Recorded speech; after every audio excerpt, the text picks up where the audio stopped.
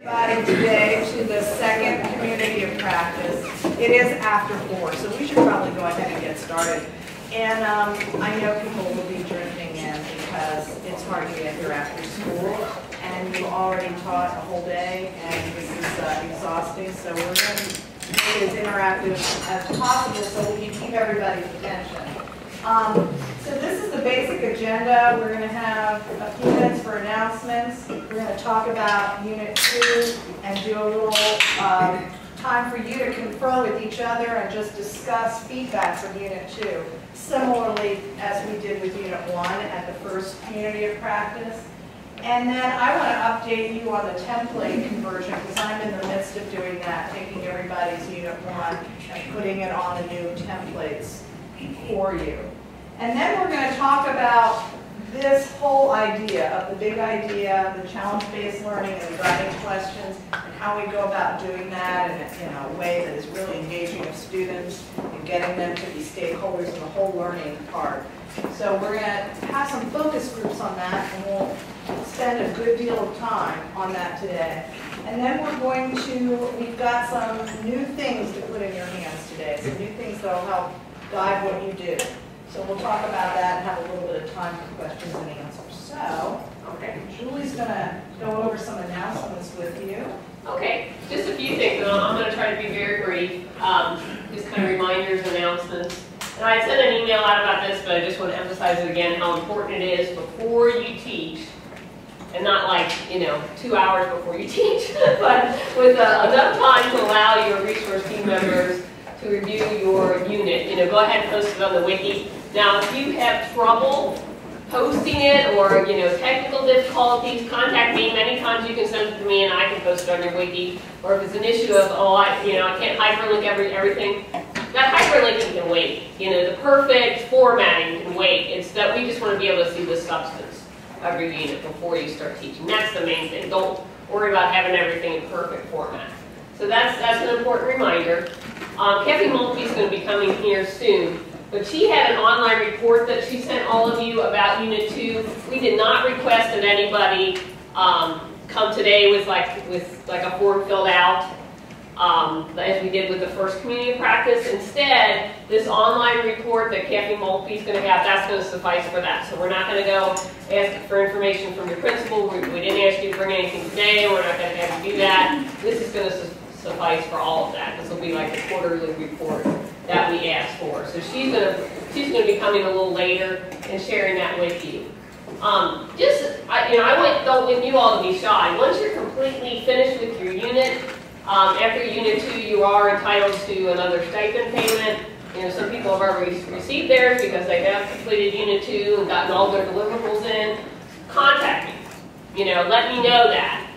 What I may come back to you and say is, we still need some documentation student work. Have you completed that online report? Have you sent this in to Kathy? I may come back with some questions for you, but once we know that you satisfied all the requirements, we can go ahead and issue that next stipend payment. So be sure and don't be shy. Contact me if you think you should have received one or you're due to receive one. Okay?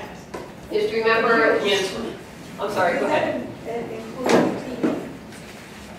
It's really tied to the units, but we want people to keep doing their PD too, which we're going to talk about here in just a second. But hold that question, that's a great one. The other thing is that now's about the timing of your second PD workshop. Some of you have already completed 2, that's great. Those of you that haven't, get on that. If you having trouble scheduling something, you're having trouble, working with your school, contact us and we can help maybe come up with some creative ideas for you or ways to work with your school or district to get that to happen, okay? So that's the other thing to remind about. The STEM conference, we're going to have the last community practice meeting. We're supposed to have 3 of these a year. I'm just going to tie it in with the STEM conference. So we'll just meet immediately after the STEM conference real briefly. That way you're already here, especially those that you come a far distance. You're already here. It'll just be easier to do it all at once. Some of you are in groups, like panel groups. You need to get together with your group. If you're on a panel or Skype or do something, communicate with each other. I think Tim's in charge of the challenge-based learning group, and Kimya's in charge of like the math, solving real-world problems in math group. So those are the other ones that we have. So, you know, get in touch with them, and I think Doug and Caleb and Chris, we all still need to kind of talk about what we're going to do for yours. So we can meet real briefly afterwards about that. Everyone will bring like their unit posters, and I can reprint them if you don't have them again for some reason. But during the breaks, you're going to be assigned a break time where you can kind of set up some stuff from your previous units that you taught, so people can kind of see that. And there'll be a, yes? Do you think one of our posters will bring all three? I bring all three. I go ahead and bring all three, and we'll make room for them. And what we're going to do is just assign, go ahead. You'll poster board and stuff for us to use? Yes, all you need to bring is physical posters, or tell me if they need to be reprinted, because I can't reprint anything. So go ahead, so you'll just bring it, and we'll have a place set up, and what we'll do is there'll be 15-minute breaks between each session, and you'll be able to, you'll just be there for 15 minutes in a common area where people get refreshments, so if they have questions, they'll ask you. We'll make sure your 15-minute session is not right before or after a time when you're presenting. So we'll coordinate all that as far as the timing. The advisory board meeting, all of you are invited. You know, it's not mandatory, but I did send out an email that we're going to be meeting with our advisory board next Thursday from 1 to 5:30 at the Hampton Inn on Vine Street. We will have refreshments, even perhaps some alcoholic beverages, so that might entice you. And then we're also going to go out to dinner afterwards, and you're welcome to join us there as well. So, you know, feel free. They just would like to meet as many teachers as possible. We planned a few school visits, but it's good for them to talk to the actual participants in our program. And then Debbie Haynes is not here tonight. Her wonderful husband is, Tom, but he is back there videotaping for us.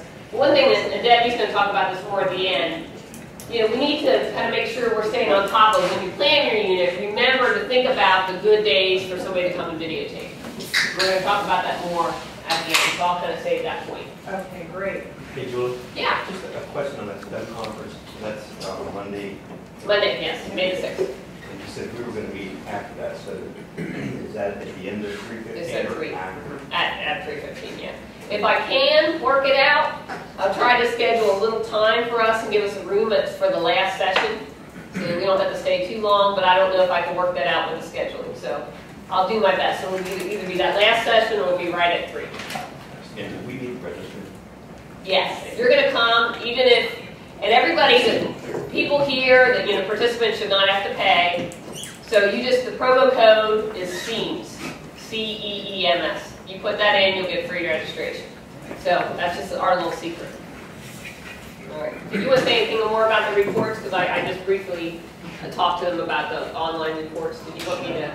She's also got a hard copy if you prefer, although she loves online, then she doesn't want to do double work, right? Yes. So, Sorry. I'll pass out for you, Kathy, while you talk briefly.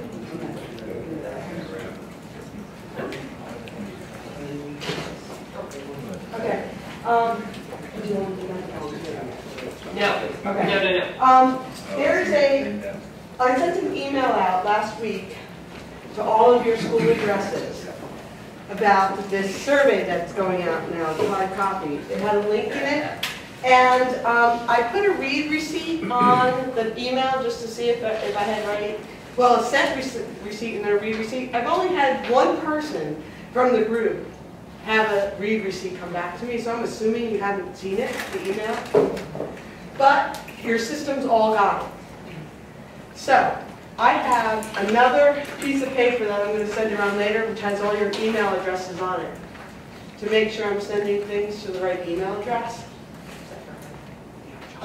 Because this is a survey that we would like you to fill out at the end of your unit. Unit 2 and 3 definitely. And you should only have one copy. I only have enough for one copy for each person. But I'm sending out one copy so you can look at it before. But I'd very much appreciate if you go to the link and go to it. The link's at the top of the survey, but it's hard. So I'll resend the email when I get everybody's messages, but I'd like you to go on the email and send the link and send it to us in the summary. It's a summary of your unit, how the whole unit went, and it basically is part of the closeout for the unit. So when I get responses back, I won't send your responses to anybody, but I'll say that I got them to report back to For all our units? Yep, that's all you need. So you do something all three, like. Oh. You can do that through Tony and then Good, Chris. Yeah. So this is a hard copy of the survey that's online. This for you. What's the matter? She's asking if you got it, and that is for, I don't remember anything about that. I think that, Well, I got it. yeah, I know, I had at least 4 responses. Okay. And everybody got it. None of them bounced back at me. So at least your school systems received the message. Whether or not whether or not, but it was not opened by the majority of them. So we're just going to check that out. We can do that later. Great. So what we are going to do next is reflect on Unit 2. This is Unit 2 reflections. And what we need to do is really discuss these things. We did this last time as like a whole group, and then we broke up into small groups, and I think that the small group was much more productive. So we're going to just start by going into smaller groups. And the questions are up here. They're also on your PowerPoint note sheet, so I hope everybody got one of these. I also have a few extra copies if people hate looking up or trying to read small print. I have old eyes, so I don't mind having copies. But I'm thinking maybe I'll just do like 4 groups, like maybe a group here and a group there and a group here and a group there. And the resource team members, if you would disperse among the groups and just talk about these questions and answers, and then we'll report out in a few minutes. Okay, the same questions that are up there. You can get a PowerPoint notes. Anybody else want a copy of these? Yeah, remember to get food too. I don't want to take all that food. Thank you.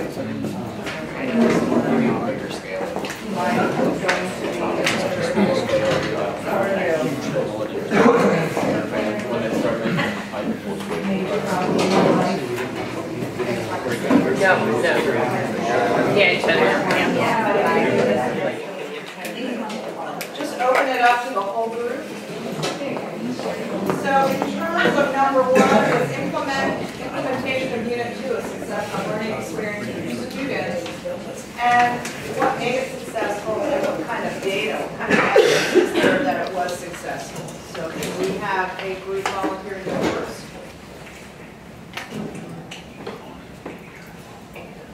All right, any group volunteer?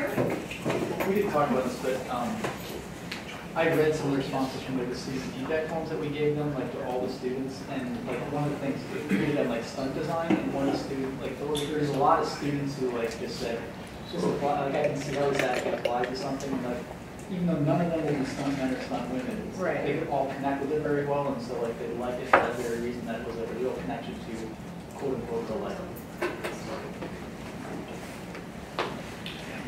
And you've had that evidence from what you actually read from The survey, yeah.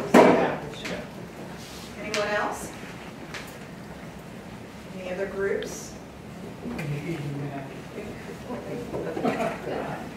One of the reasons I thought mine was successful is I saw a lot more kids get engaged with the activities versus in the past when I just used written assignments or other forms of teaching the same content. So I thought kids who normally would have been sleeping or just avoiding the work, getting involved and actually taking part. Is that something that other people can also recognize? How do you measure that? How do you measure your student engagement? Observation mostly. I mean, and I would agree with what Paul said too. Some of the activities developed required them to more participation and more of them doing and having, so I'd say that's what they do, observation and just observing them and just, questioning, okay, what happened when you did this? What did you get, and seeing that, yeah, I mean, whether you could see them involved, but also just questioning them to see if they're getting what they're doing too. So is it reflected also in any of your assessments, in your grades, and whatever you're assessing kids on? Are you seeing that enthusiasm and engagement translating into learning that can be documented in that way? Not always. Not always. But I think part of what they're learning really is that scientific process, and I don't know that my assessments assess that. You know, I think that's what's really valuable in this, is learning how to solve that problem. I would also say, particularly in science, but I think also in math, that what we're training them to do is to be prepared for when the Common Core exams, which are going to be vastly much more aligned to the kind of pedagogy we're using now.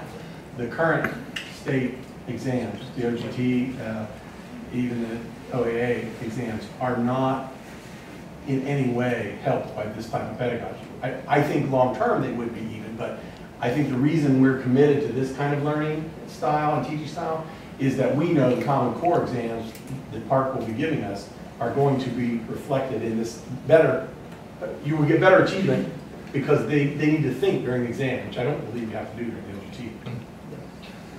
Can anybody say, I really see a direct relationship in the assessments that I'm giving in terms of improvement of learning, using the strategy? Is there anybody who's really seeing that in a direct way? I mean, you gave an honest answer, you said sometimes. Yeah, I saw it in Unit 1. I saw it with a couple of my kids that, would sit in the back and not really, zone out. And when I started doing Unit 1, they actually got interested in it. And then once they're interested in it, they took off with it. I'm not, they didn't improve greatly, but they definitely were more engaged than they were before. Well, especially the kids who are doing nothing. If you get them engaged, you are seeing an improvement in those. How many people have gotten to do Unit 2 or really implementing? Maybe we're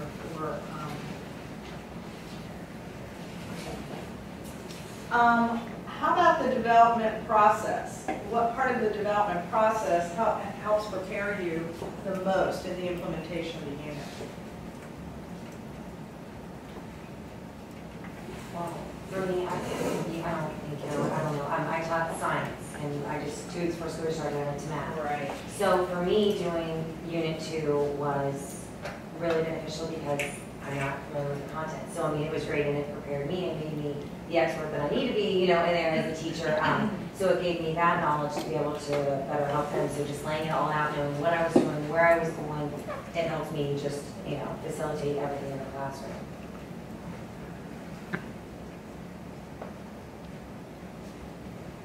How many people actually were using the templates for Unit 2 for the first time? The new ones, the new templates. Okay, so just a handful of people. Has that been helpful to you? In what regard?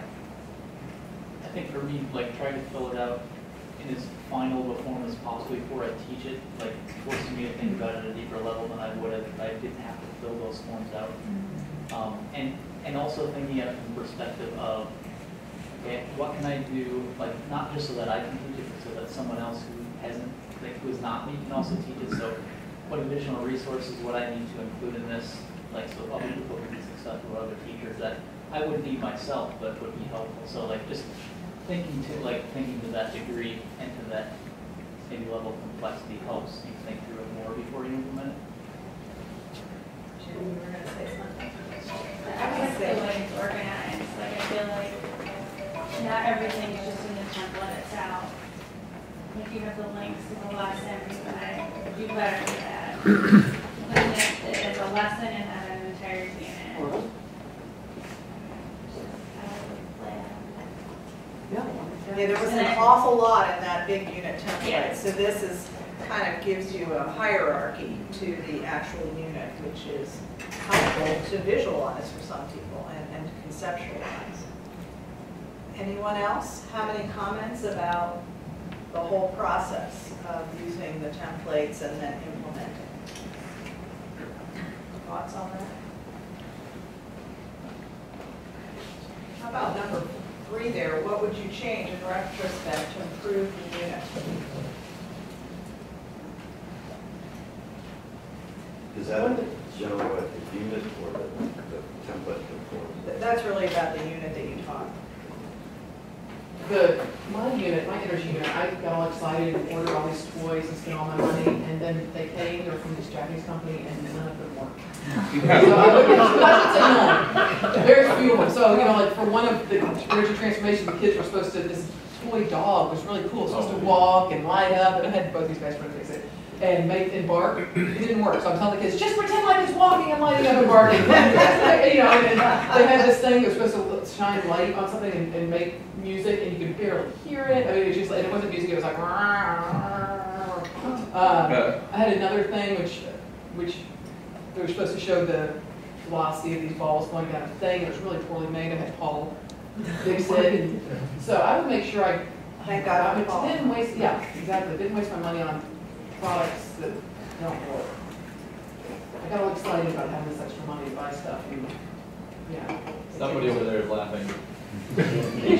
Yeah. Yeah, oh my goodness. So that was one thing. That's one thing I definitely learned. I'm mad too because I had done such a nice job with the lab paper. I had taken pictures of the actual products and put them next to it. And now I'm not going to use that next year because I might use those crappy products again. You know, so I'm going to go back to some of the old products I used. They were much simpler, right? But they show the same energy transformations. So are you saying there's no American-made products similar to that?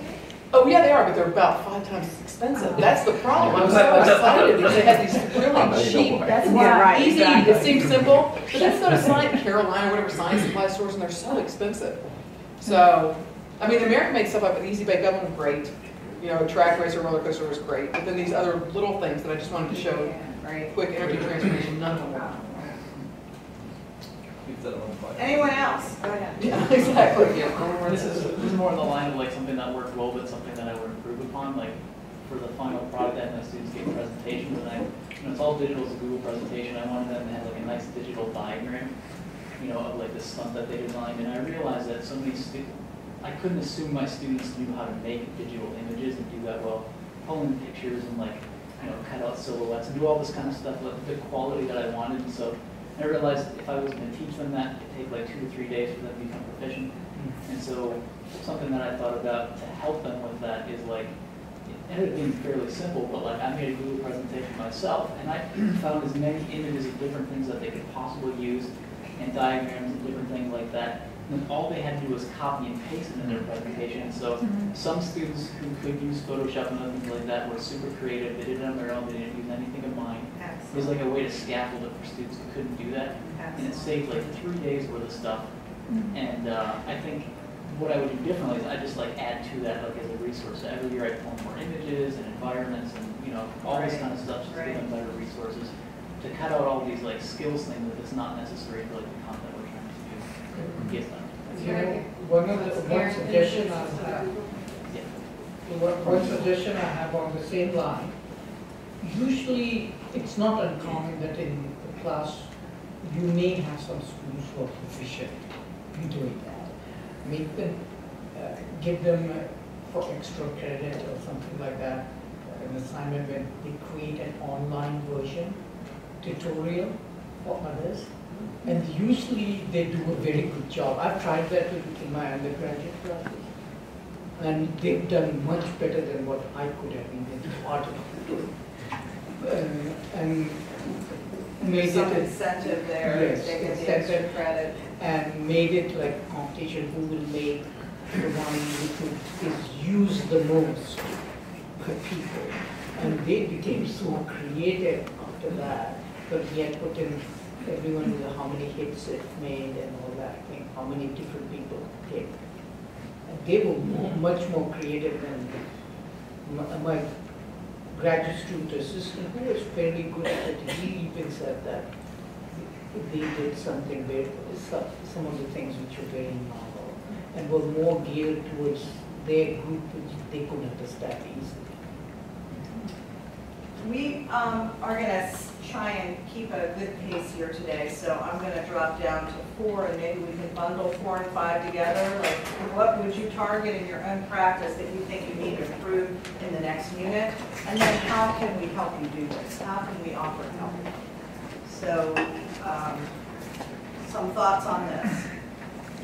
I'm finished with all 3 of my units, but for next year, my units are going to be much simpler. I went crazy, and it's too time consuming, and one of my units took almost 4 weeks, and I was unexpectedly absent. When I came back, the students had built their earthquake houses, and one class had like sabotaged another class's earthquake houses. We had to rebuild, and that added time onto it. And oh my God, it was a nightmare.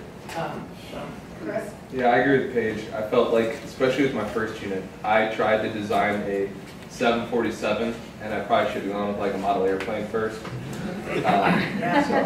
I don't know if in the second unit I designed a kite instead, but that's what I would say. Like, I know for me, because I'm biology, and we talked about this when we were a small group, is that and Tim and I have talked about this at length, is that my biggest challenge is finding content standards that are applicable where I can redesign stuff in biology, and that's been a challenge. And so I think like that was, for me, that was the most help I needed.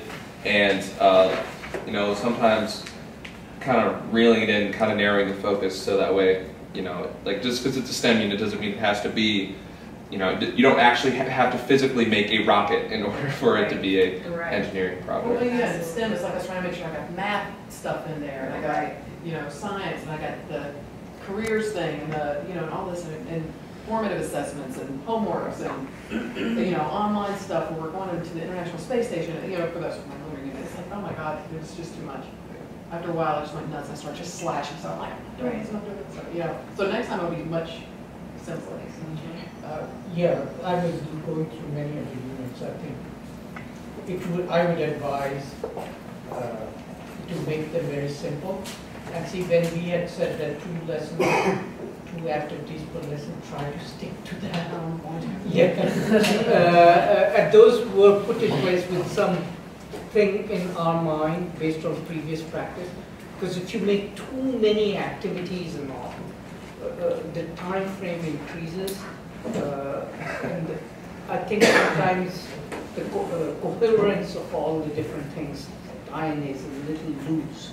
And the students can sometimes get confused because of that. I think if you will stick to that template, most probably your lessons will be time bound, to be less, and you'll be able to do better, higher quality work and concentrate even more on assessment, which is very important, particularly real-time assessment as to what is doing, and go, you'll be able to spend more time, and that will be very valuable to you for improving. Is there anyone else who would like to offer some ideas regarding what you would want to target for improvement next time, and how we can help you? Go ahead. Next year. Oh, I think for me, I did make my unit simpler, but I put them at the end, so it's more of an appendix, so I teach the content standards, and then at the end we make a project and whatnot. What I want to be able to do is to take the engineering project and weave it through my units. And so right now I think I'm not as proficient with the units to be able to do that, but that's something I want to do, just take a whole unit and maybe incorporate astronomy throughout, you know, forces of motion, something like that. Great idea. I just received a class set of laptops for school did. Oh, man. So I want my next unit to be with the computer, so any ideas you can send them my way. Okay, okay, good. All right, we're going to move on to the next item on the agenda here, which is kind of a good segue because we've been talking about templates. I just want to make everyone aware, and I'm going to do this as succinctly as possible. I'm actually in the process of taking people's Unit 1 template from last summer, converting it to the new templates.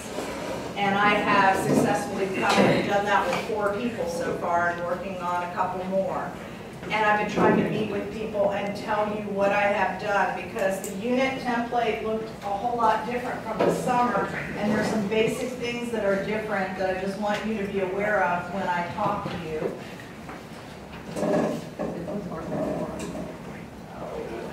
It worked before, I swear. That's what it is. I think it definitely has to be slight. There we go.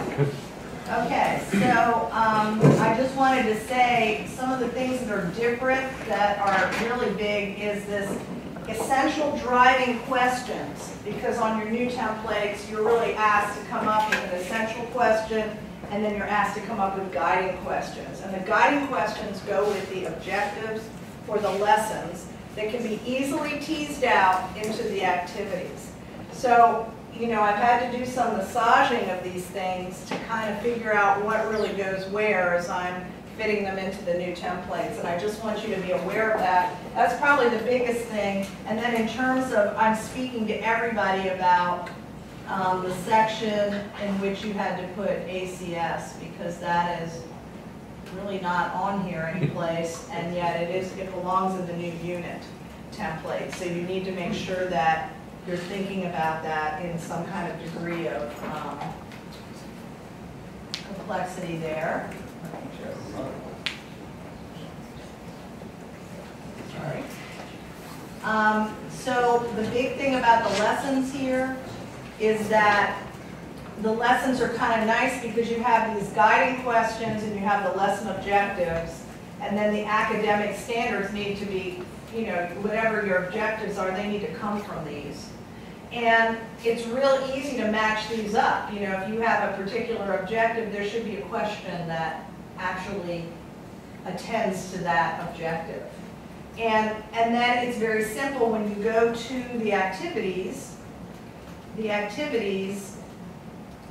don't really have it on here, but the same thing goes here. When you have this activity objectives, underneath it you should put the guiding questions that go with that specific activity.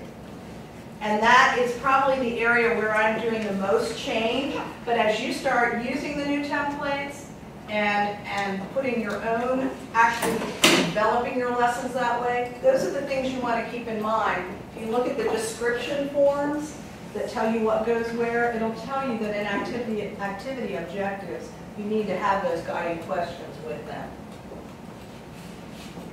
So the activity objectives should be something that reflects, that's on the lesson objective. Exactly. Right? You're So just you're gonna have a taking list of, you're just basically cutting and pasting and putting it for that specific lesson. Exactly. And you would be doing the same thing for the guiding questions. You would be. Exactly. And the same thing for the academic. Exactly. See, Exactly. I think the guiding, each activity is in response to one or more than one guiding questions. Okay? So, if that is very clear in your mind, stating the objective should be, the only thing should be quite, it will be a big help. The main thing that you should be very careful about is whatever you choose as your objective, it should be measurable. Don't may choose such a thing which will be very difficult for you to show that you met, that your objective was fulfilled.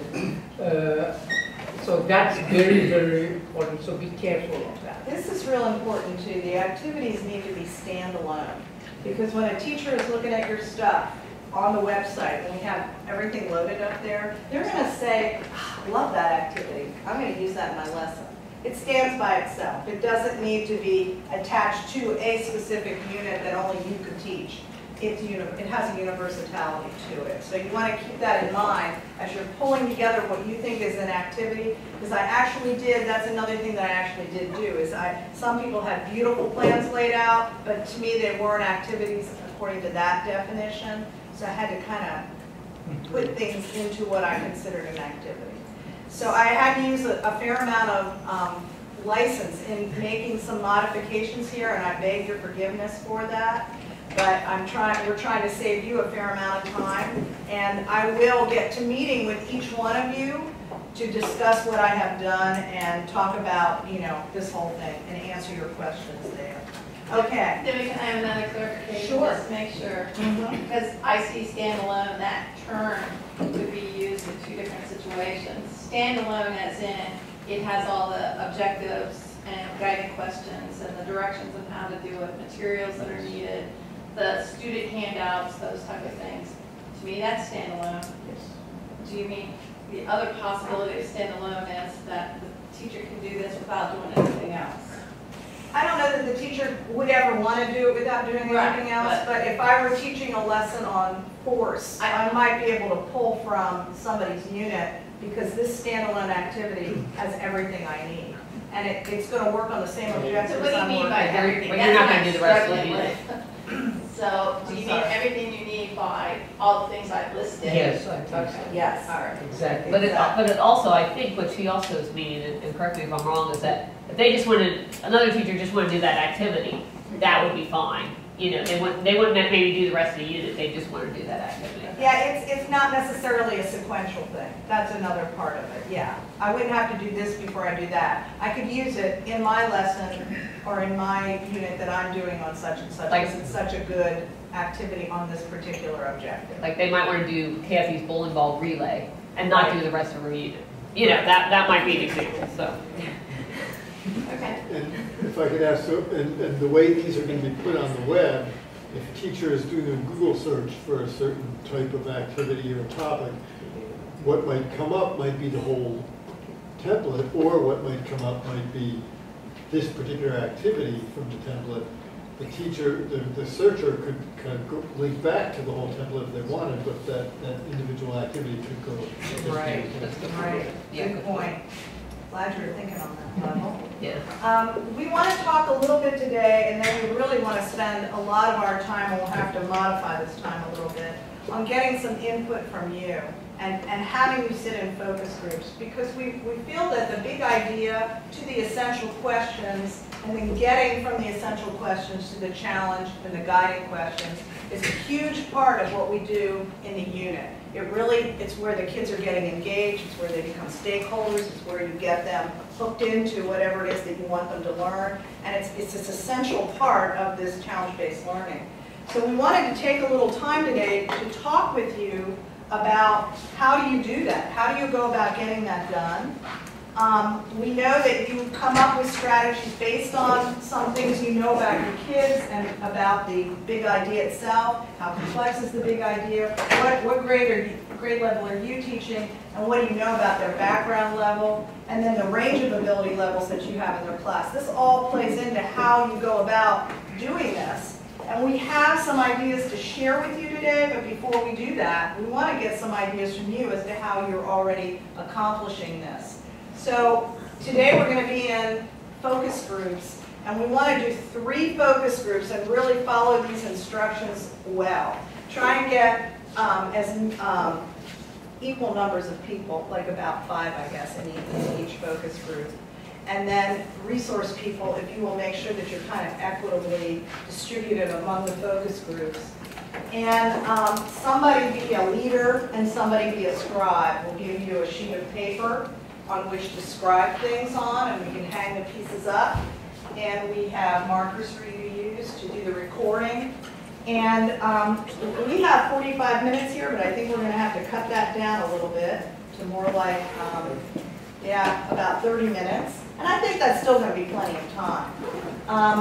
And then we're going to report back to the whole, whatever you have written down.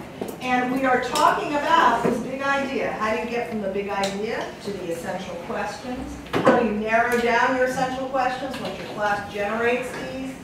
How do you get from the essential question to the challenge?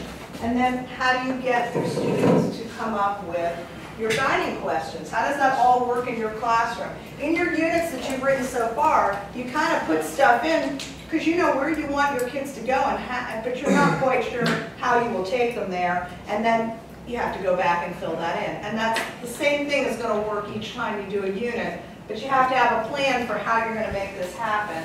So we're going to ask you to do the following. If you will concentrate on these 4 questions, answering those questions on the sheets, and having someone be a leader of the discussion and someone be a scribe. And we will really 3 groups.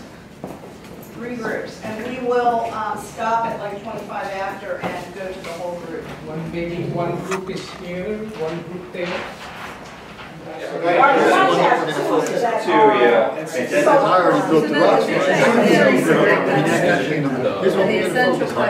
We can focus on what things predict So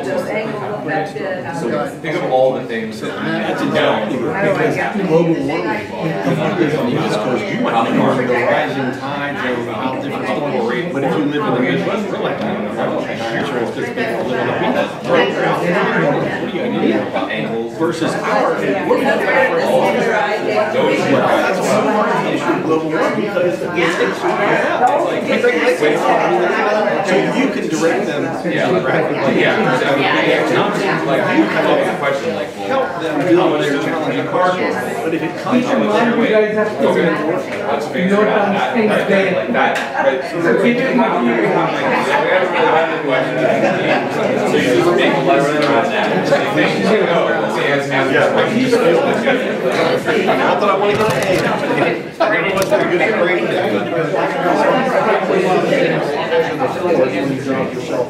That's would be a guiding question for us. You're down at a deeper level, if you will. So how do we do that? How do we get students to generate those ideas? One thing is like introducing students to the challenge. Like a video for a hook, like a trailer video or something else. Like I'll ask the students, like, what do you need to know before you can be successful? What are we trying to solve? What are we doing first? Yeah, what knowledge you need to have to create that. Not that we already have, but what do you need to do this? So like, that's how I would like to, that's how I ever read my guiding question. You know, thought of it, let's have a first grade with essential questions, and then have them come up with guiding questions. That's why we have it. I know. I didn't do it. And it's okay. It didn't generate any questions. You said, here's the playing field first, here's the, like, Not necessarily. you know, you, for biology, you started them out very well. How did you focus on that? So, you know, we just had a discussion and we just put like I just wrote questions on whiteboards. We just talked about like, what else. So once we got to the point where you know well, we're going to need to be able to breathe, well that's okay. So let's go with that. Yeah, and it could be like, what don't you know that you need to know? Yeah, like we're going to know like okay, well, yeah. So like our guiding question is what do you plan to eat? How much stuff does you plan to eat? What affects the rate of products or the reactants or photosynthesis? How does respiration take that? Like, does that affect the rate?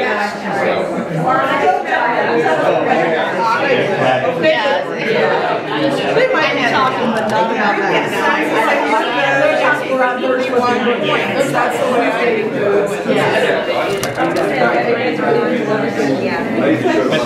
What strategy? Get a break. I think from the session. How do you get to the challenge?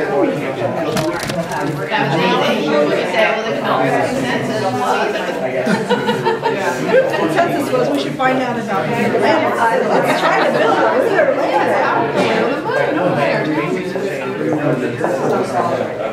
I think you should point out that the cost and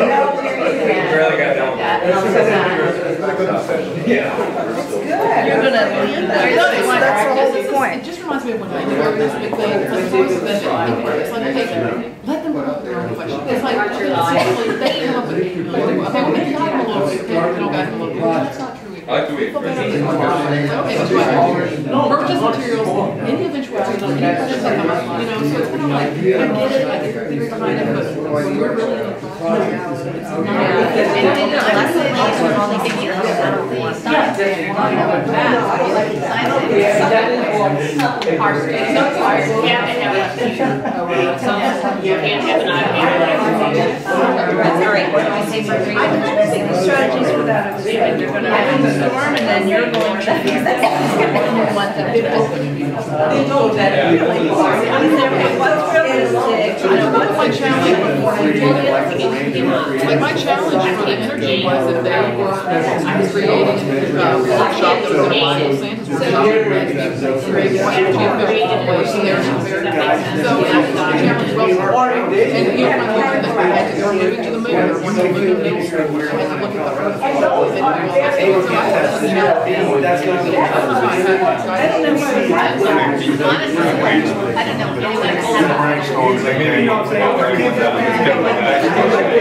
know. But you know what, it all. Well, that's my. Everything's been. That's just the result, you know,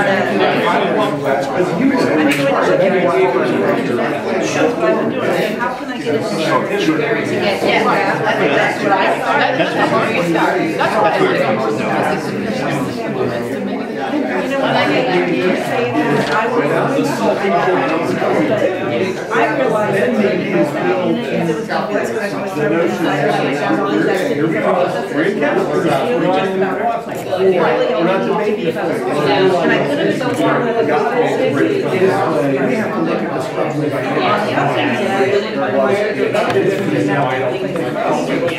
was we said to go from the essential question to the challenge question, same kinds of things. We're going to brainstorm and we're going to guide them to the one that we want them to do.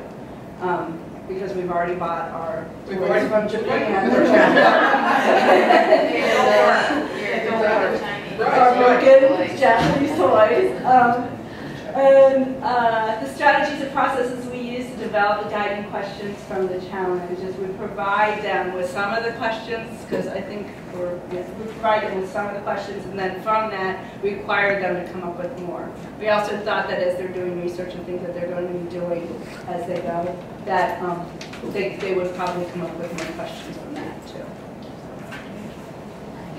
All right. Oh yeah, and we are all middle school teachers, so we did not feel like without some guidance on those guiding questions that they could come up with them themselves. Thank you. Thank you very much. All right, the blue ink group here. The leader, Jack. You go, leader. I'll describe. No,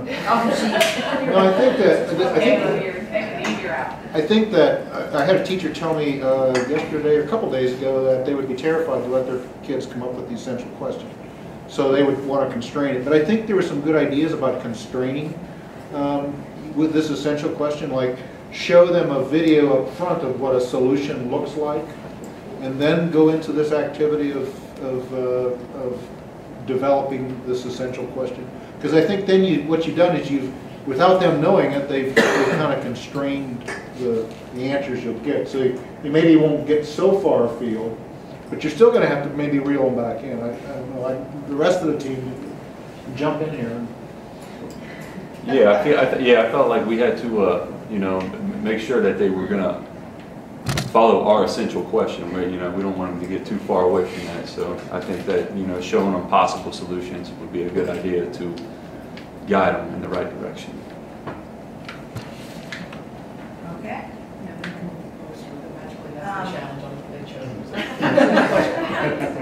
Jen, your group? Who is,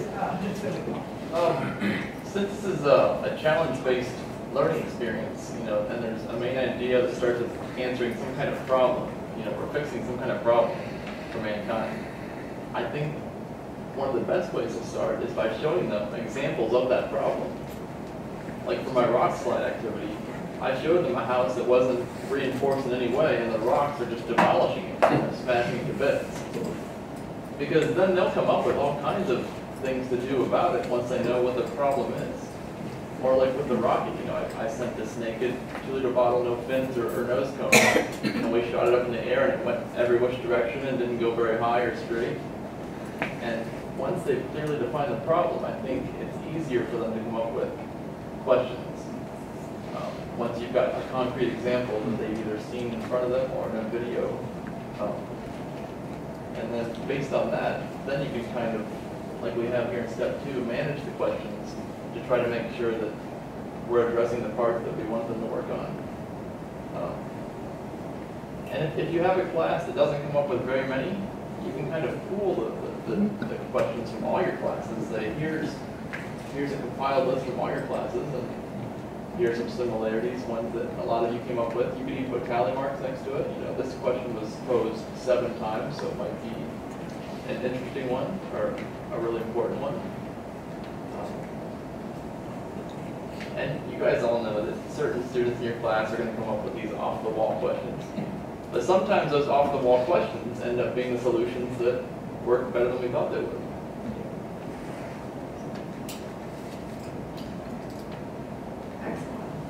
sometimes as off-the-wall students, we also want to reward them in some way because they do come up with great questions. And even if you can't use that question, you might want to give them like, you know, best question of the day or something award because you want to encourage them to keep coming up with good questions. And it might be that kid that really needs to be hooked into what you're doing and feel ownership so they get some kind of recognition even though you can't, like, you know, develop a cure for cancer or something in lab today. So that kind of thing. So, well, we are aware that this is an area that requires us to go back and really think about how we go about doing this. And so we are going to be addressing it this summer. We're going to be giving some instruction on how you can get that essential question teased out of the big idea and how you can move to the challenge and then come up with the guiding questions, all with student input, all with making them stakeholders, all with getting them hooked into what it is that you're trying to do, keeping the level of excitement up. But until then, we have some things for you to put in your hands today. And these are just some ideas to go ahead and read through. I'm not going to, you want to pass one of them out? Do you mind passing them out? All right, and, you know, we don't want to spend time going over that today because we have some other things. Can I say one thing real quick? Do you mind? One other thing that we'd like to do before we address it this summer is that there are people that still are, which except for Paige, I think everybody still needs to do at least Unit 3. If you would be willing to be part of like a pilot where, and this would be like you would be willing to try some of these ideas out in your classrooms for your next unit. And along with that, then what we would do is we would survey your questions, your students very briefly, not one time but 3 times at different points in the process, and this would help us kind of refine a little bit what we would then present in the summer. And so Kathy would be involved. And so, you know, maybe think about that and let Kathy and I know. We'd love to have about 5 people maybe that are willing to try this out in the summer for their last unit. Especially some of you that are maybe doing this after OAA or after OGT, and so you've got a little more time for this last unit. There should be, would probably be the ideal ones to participate. So I'm going to go ahead and pass that out as well. Go ahead, Debbie. So really what you want to do is you want to read these, starting with this, and then these are some kind of templates that you can use, but they go along with this, but I would read through this one first. Okay, I'm going to turn our attention to something entirely different. We have created for you guys a task list of all of the things that you do whenever you complete a unit. It's everything that we could possibly think of that we put down on a sheet of paper, pretty much in chronological order, and we made it like a checklist so that you can keep track of what you are doing as you are getting it accomplished. And we think that this will help guide the whole process, that you won't forget something, that if there's something that you need to remember, it's right here on the sheet for you. So I'm going to go ahead and pass this out, and we are going to really ask you to start using this with Unit 3, but officially with Unit 3, but I know that you're going to want to use it probably in whatever unit you're on now because it will be helpful to you. But if you will officially start keeping track with Unit 3, then we'll show you how this works. Maybe I can read it while you talk. And because it's just this last group back there. Okay.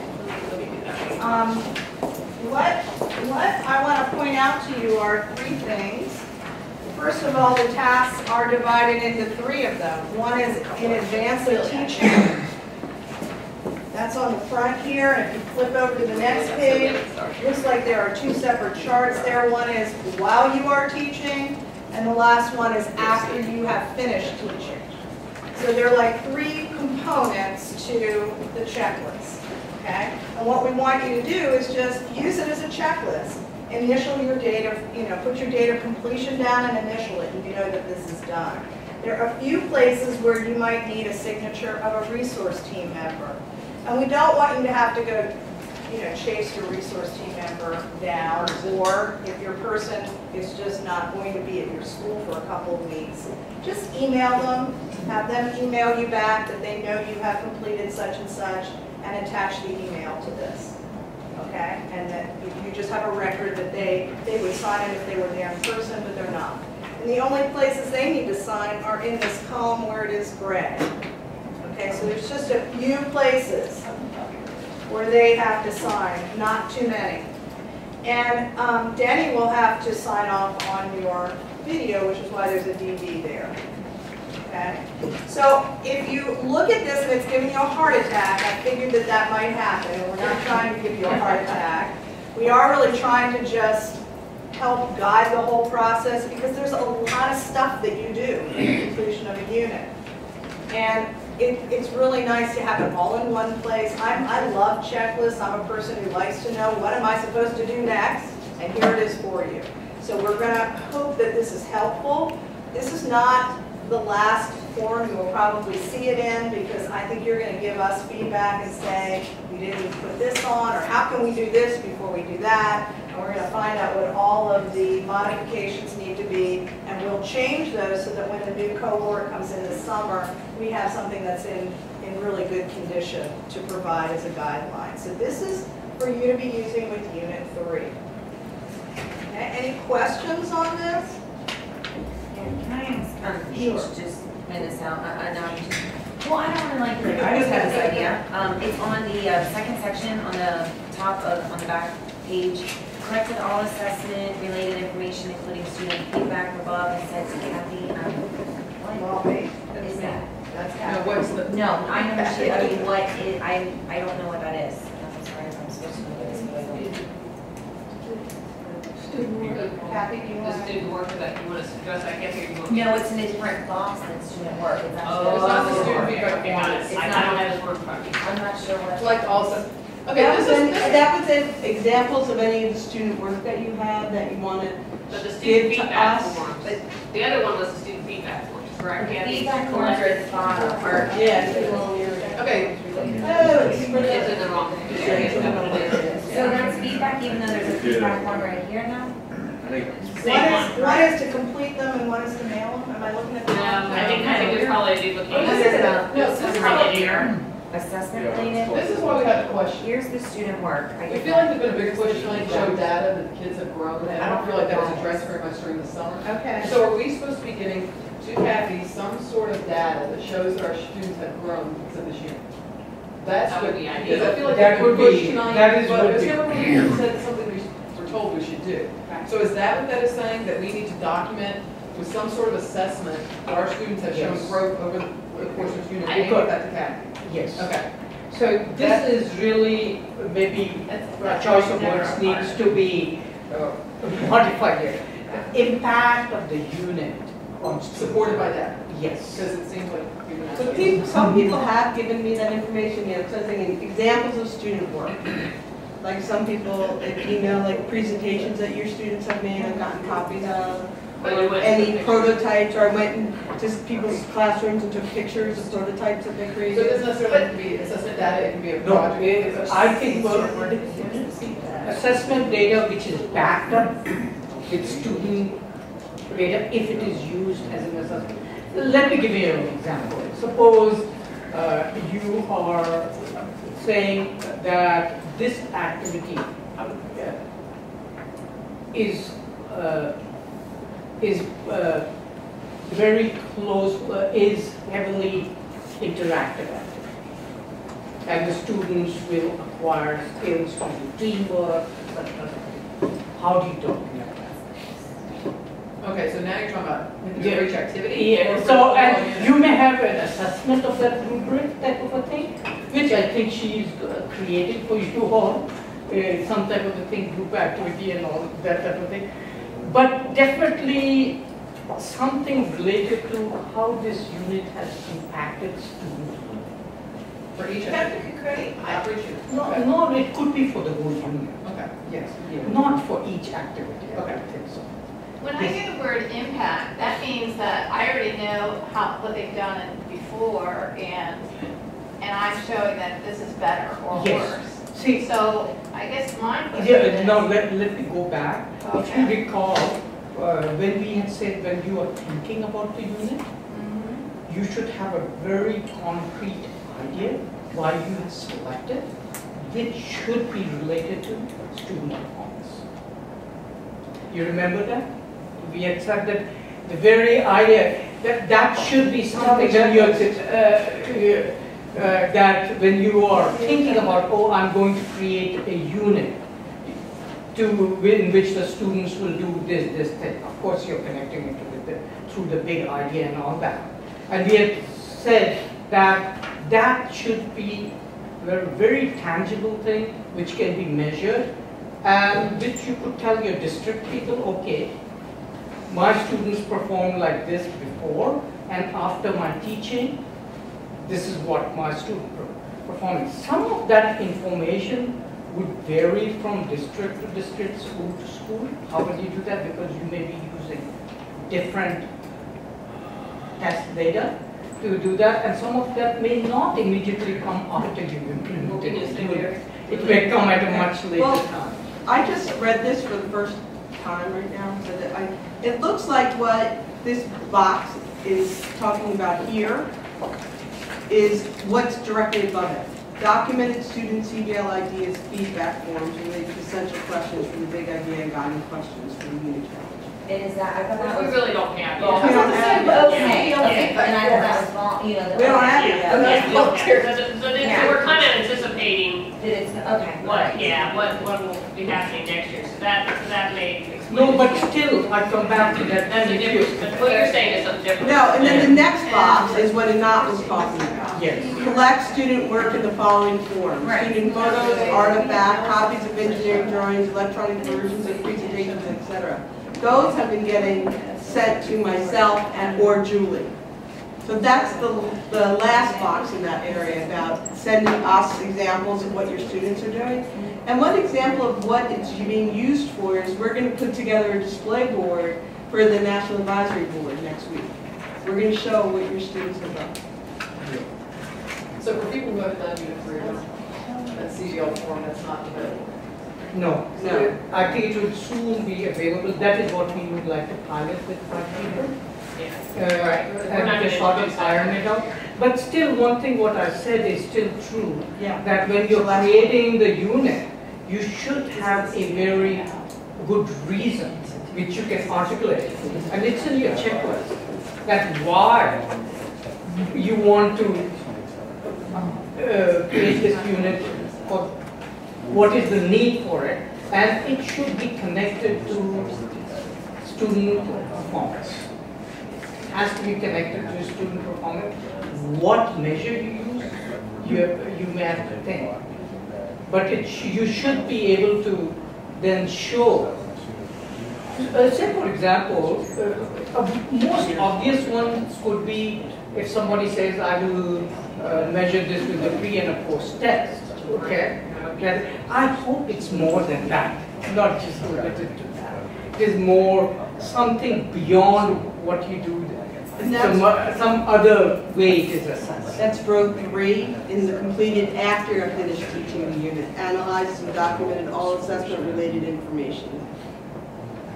So that's analyzed and documented. I think that one on there, the third one under while you're teaching, just try and collect some things that you think are really showing that you have assessed your kids and that there is something going on here, there's some kind of learning going on. You want to be cognizant of how you are assessing them that could show that.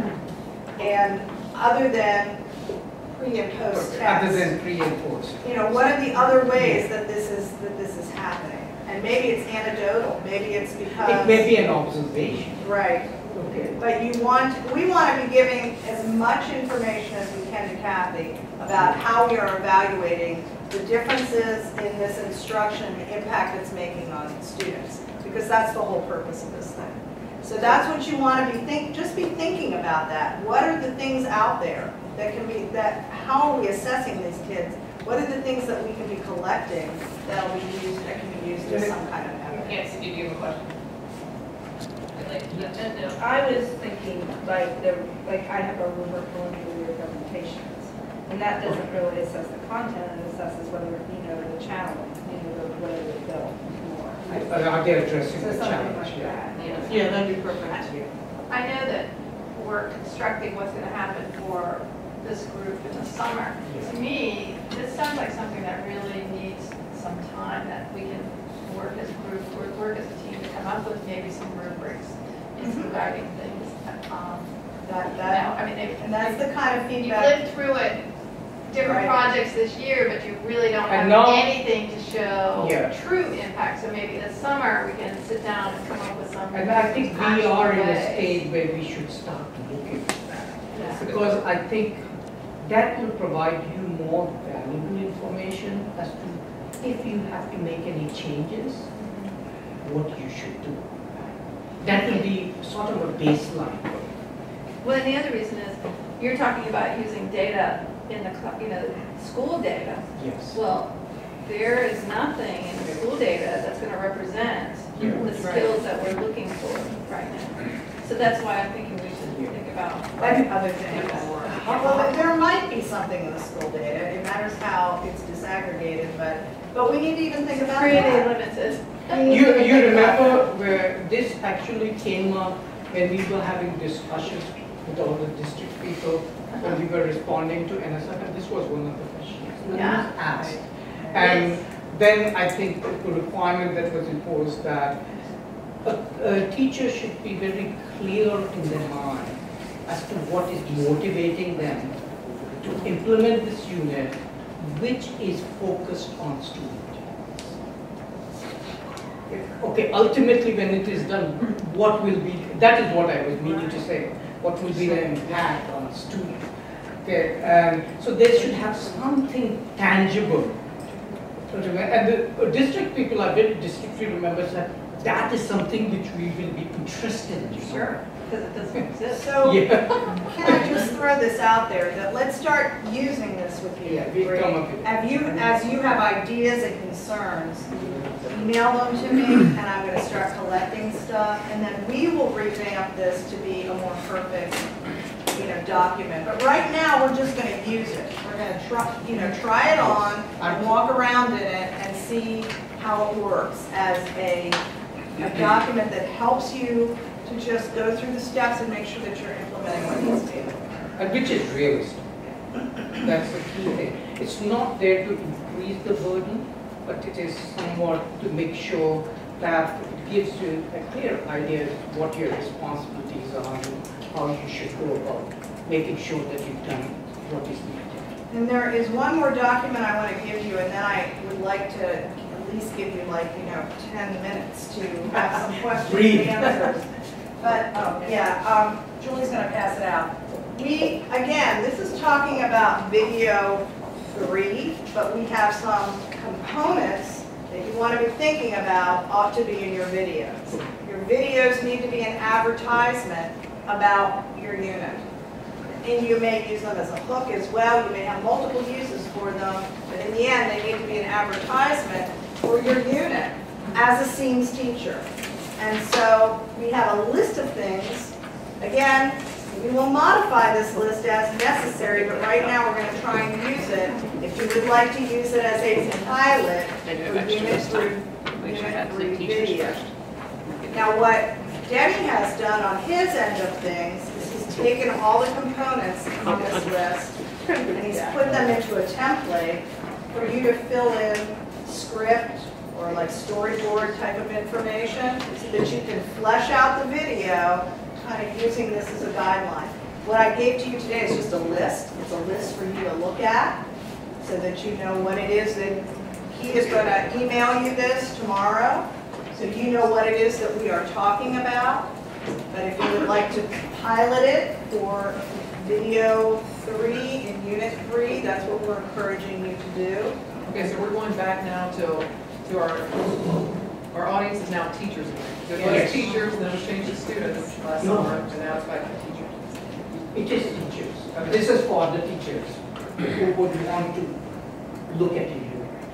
This is to showcase what you have done on your unit. We could use this we're obviously going to use it, in any kind of presentation when you do your PD, when you're advertising to other people. Because I know the original, or last year they said change it to students. Right, first. And it was supposed to be the hook, because I did mine early, and I did it towards teachers, they said, no, now we want you to make a video for students, you can use this as a hook for the students, but now we're going back to saying, it's for teachers. Here. Okay.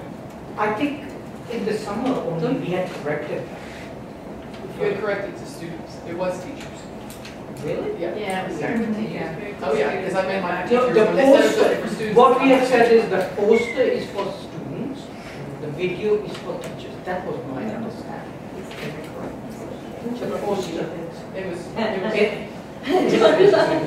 Well, that's why, think about piloting this for video. We're not saying go redo. We're not saying go back and, fix it with your other ones, but let's look at trying to have these components in there, if you've not done video 3 yet, and consider doing this as a pilot. Yes. Yes.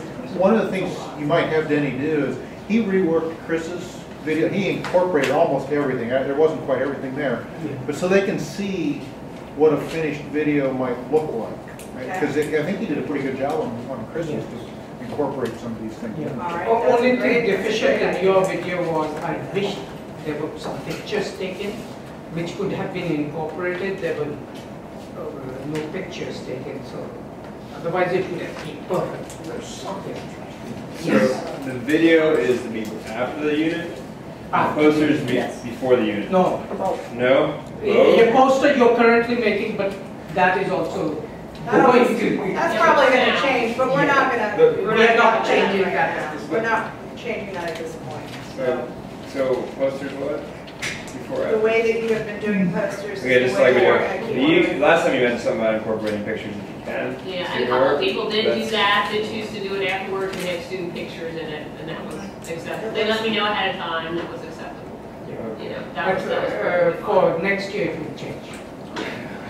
I don't want to talk about the change Yeah, this time. just too much, but we do have about 15, 14 minutes. Actually, 1 minute less than I thought, not bad. 14 minutes if you have some questions or comments or. We were talking about the templates and so forth. Should we also have the narrative that goes to the descriptor? Right. Something. And then I think, where are those posted so that we can find all those definitions? Templates are The the templates, narrative for the templates. the narrative descriptor of each of the templates. Oh, we're talking about the unit. Yeah, they should, The unit, lesson, activity. I can send those to you again. I don't Okay. know if they're on the same quickie or not. I don't know if they are. That's what I want to make sure. Oh, they're not. They're on the wiki that was, They are? yeah, you posted them, I think it was, I think it was the first meeting like this we had, you summarized the notes. It was the meeting that we had over at Norwood in the library. Okay, all right. And in that area on the wiki is where they're posted. Okay, At least that's thank you. where, that's where I Thank found you, it. Jack. Thanks for letting us know what we did, 'cause I couldn't- Yeah, it would be nice to email to everyone. That's fine. That, the link. Yeah, well, we can just re-email that to you because you want to follow the Well, template. although part of the problem is, the benefit of being on a wiki is some people's emails can only get so many attachments. That was the Certain, problem. especially school district emails can only get so many attachments, and so it's, I would have to send it like 4 or 5 emails or something. But I could do it, but it's just, Yes. that's kind of loads up your inbox, you know? I would like to make sure they're on the wiki so that when we go there, we know that we get the most current. Because none of these are dated. So whenever you're getting the forms. That is not anything that they follow. That's not a checklist. Whatever it is, if it's something like this, it's not dated. So the idea of making sure we're using the most recent form is what I'm getting at. And by having it online, that means if I'm downloading it, it's current as of today. So it's on that website. That gives Yeah, all of us the I think it's very important for them to know the details, what each of those. Yeah, the templates descriptor in mean. particular around the essential functions of the guiding We question. can always put it on our This- student's website. I go back to that every time. And the other thing is, does one of those exist for the poster? We're working on that. And we're not going to reintroduce that at this point. That'll be done by summer. Because I see we're supposed to sign off on the poster. I'm not real sure I know what. But there is a Well, guide. there is a template for the poster. There is a guiding document out there. Yeah. It's the one that Rob, I think Rob and. There is one out there. Yeah, oh, it's, Yeah, yeah. they're just using that. It's in one. that same space. Well, maybe I. Joey, one thing you could. Yeah, the poster work document was created quite some time ago. I was just gonna say, is that one thing you could do is just double check that it's there, because I remember with Jack, the same thing, and then just send a link. Yeah, I think that would be the easiest way. Instead of sending all You're the right. documents. Yeah. I think the idea of having one repository of the most It recent makes more documents sense. is. And if there are any older versions, it would be better to remove them out. Right, it's, Because what we used to that call is no change confusion. confusion. That would be the worst thing that could come. What's your training? Just so we're not confused about our student activity feedback forms, does anybody need more copies? I have them with me and I don't want to walk them back, so there's 30 per, how many packets do you need? 30 packets or just 33? Yeah, I did. So you said 30? Kathy, you have pages in a separate, Kathy. You have pages in a separate. Yes, yes, I'm not confused. Three book pages. Thank you. Anybody else?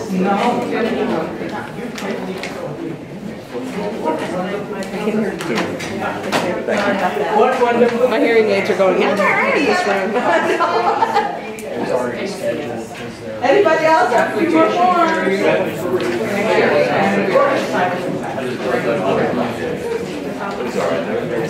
Are there any other questions that we could address at this time? Anything else? Tom Hayes.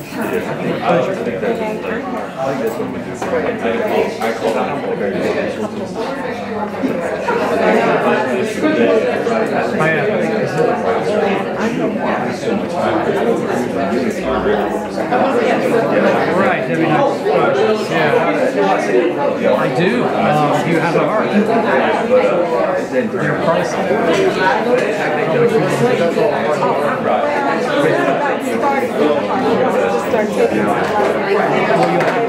Anybody else have changed to their contact information today? Well, there's alien hearts. I mean, there are like tabletop hearts you can start with. And then you can get one with the pedals, which are phenomenally complex and hard to tune. It's like an orchestra in your hand. So I think that's something you'll need help with to kind of assess. That's why you introduce yourself for the child-based learning.